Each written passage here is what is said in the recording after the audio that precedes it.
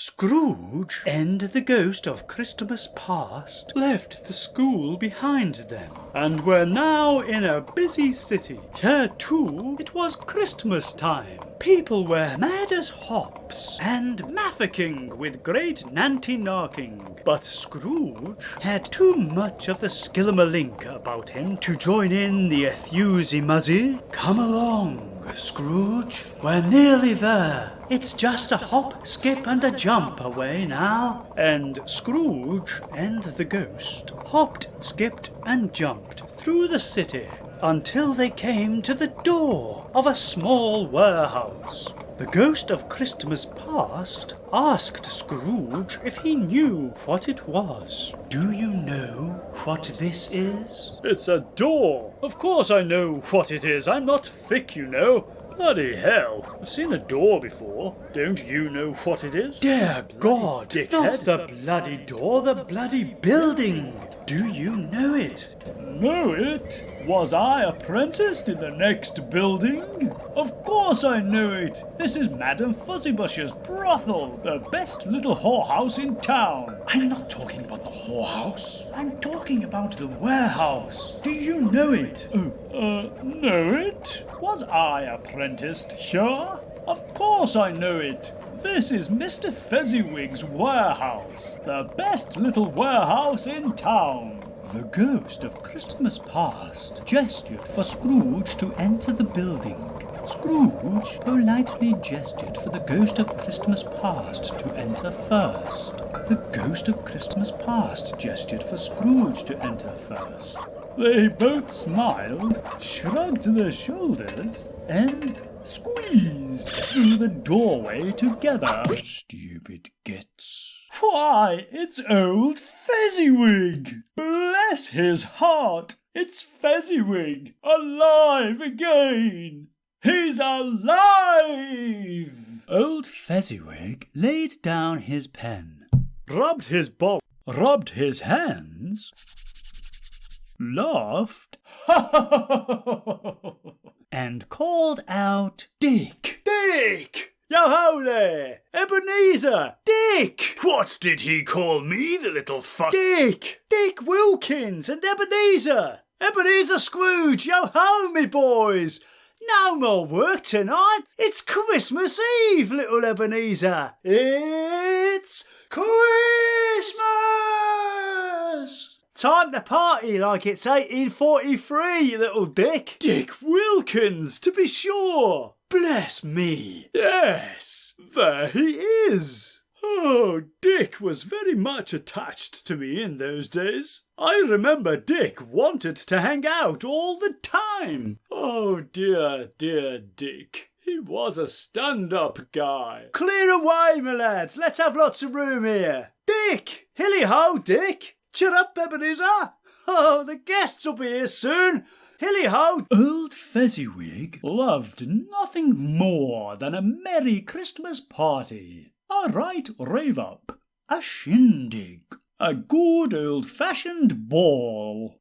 In fact, Fezziwig held many balls over the years, and his big balls were the talk of the town. Why, I used to love old Fezziwig's balls. In a moment, Fezziwig's guests had arrived and were chatting, laughing, eating, drinking, and generally having a bright knees up in the ball. In came a fiddler with a music book, and the guests began to dance, even though, and let's be honest, they were weren't very good. They weren't very good at it. Away they all went, every couple at once, hands half round and back again the other way, down the middle and up again, round and round in various stages of affectionate groping. Grouping. Various stages of affectionate grouping. Old top couple always turning up in the wrong place. New top couple starting off as soon as they got there. All top couples at last, and not a bottom one to help them. It didn't matter to them that they were shit, rubbish dancers. They couldn't give a flying monkey's cuss. The music was lively and fun, and they loved nothing better than having a fiddle at Fezziwig's balls. I see, Spirit. By showing me one of Fezziwig's balls, you have shown that he had the power to make us happy or unhappy, to make our service light or burdensome, a pleasure or a toil. This power wasn't just in Fezziwig's balls. It wasn't just in spending money. His power was in words and looks, in things so slight and insignificant that it is impossible to add and count 'em up. The happiness he gives is quite as great as if it cost a fortune. Good. You're starting to get the idea. Now listen. My time grows short. Come on, hurry.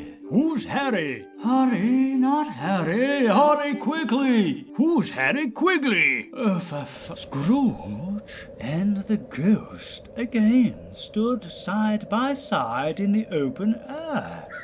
This time they appeared in a garden, where they saw Scrooge as a young man, sitting beside a young woman, who we will shortly learn was named Belle, and who, curiously, coincidentally, and conveniently, sounded a little like me doing an annoyingly fake, inconsistent, and unconvincing accent in a high-pitched voice, which didn't sound like a woman at all, just sounded like a poncy bloke doing a stupid voice, which is what it was, actually.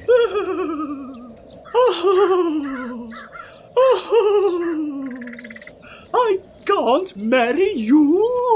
Oh, why not, for heaven's sake? There's something you love more than me! What? Oh, come now, Belle, darling.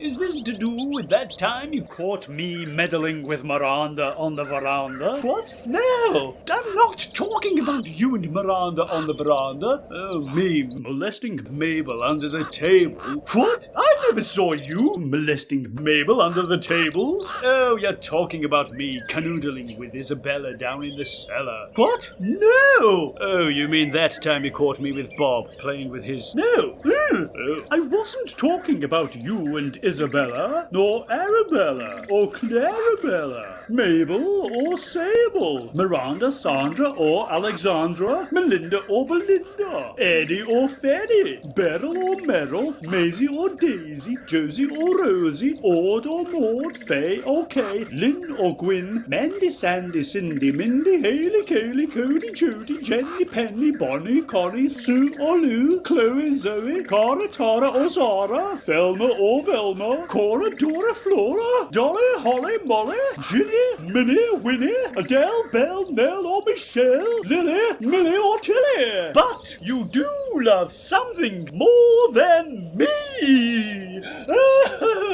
Humbug! I love no other person apart from myself. More than I love you, Belle, darling. Can't you see? That's true. You love no other person. But you do love one thing more than me.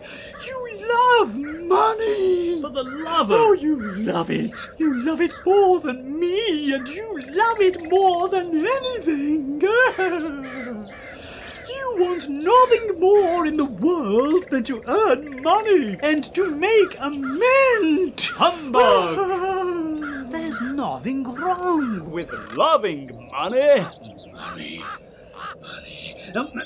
Remember, Belle, darling, I was poor when we got engaged, and I was not happy then. And furthermore, you were not happy when we got engaged? I mean, I was not happy about being poor. That's not what you said. You know what I meant. But what you said... Oh, there you go again, twisting my words. Twisting.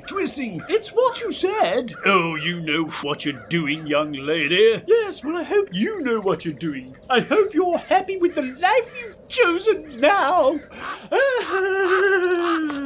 And with that hysterical display of overacting, the woman ran from the garden, sobbing as she went.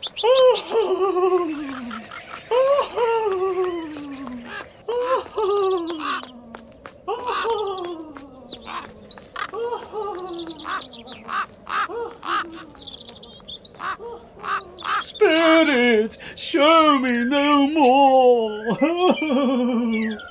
Conduct me home. Why do you delight to torture me? Stop milking it, Scrooge. Look, one shadow more. No more! No more! I don't wish to see it! Show me no more! Suddenly they appeared in a warm, cosy room. The young woman from the garden entered, although she was now a few years older, and, let's face it, not such a looker now. In fact, I'd go as far as to say she was a bit of a fussock now. Oh, you talking about me? She had a face like a bulldog licking piss off a thistle. Ugh. Narrator boy, that's my wife you're talking about. Narrator boy, that was my fiancée, you know. Narrator boy, I can hear you, you know. Anyway, a group of children then entered, playing and laughing at her feet. Hey? Look at her feet. Funny feet. Look at her funny feet. She got funny feet. Look at her feet. There's nothing funny about my feet. What are you talking about? Sorry. They were laughing and playing at her feet. You know, on the floor and up round. Oh, God, get on with it. You know what I mean. Get on with it. Oh, yeah. Not funny feet. Just play. Not funny feet. They ain't funny, man. Yeah, I bloody know they're not. Get on with it. Just play around. Okay. Oh, here we go. Get off us. I love you so much, Mother dear. Is that her child? Yes, they all are. She's a little old to be having children that young, don't you think? Shut up, Scrooge. They all are her children. And you could have been her children's father. But now that door is closed. The door opened, and many gifts entered, carrying the man. What? What? The gift Opened, and a man entered, carrying many doors. What? What the fucking play? Nobody noticed. Get on with it. Get on with it.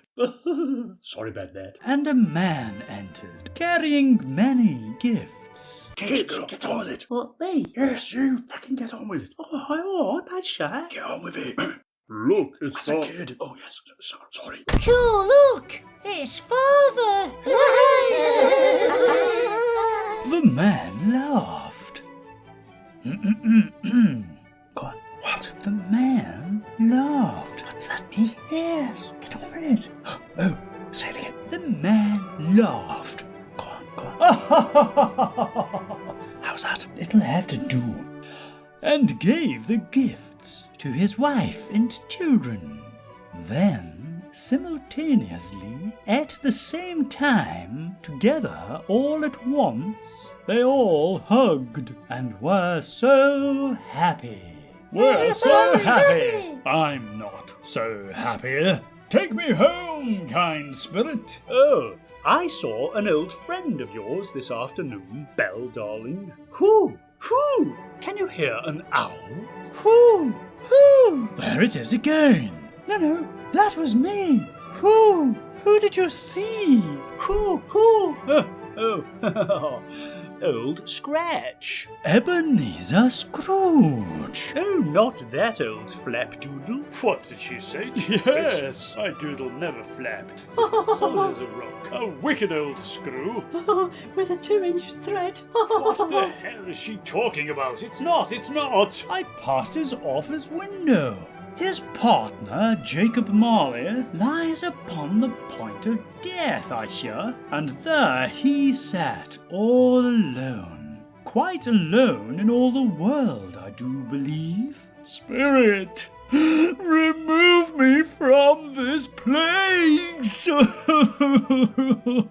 I told you these were shadows of the things that have been.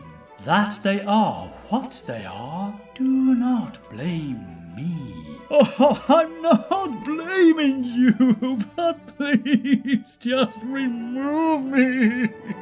I cannot bear it. Leave me. Take me back. Hold me no longer.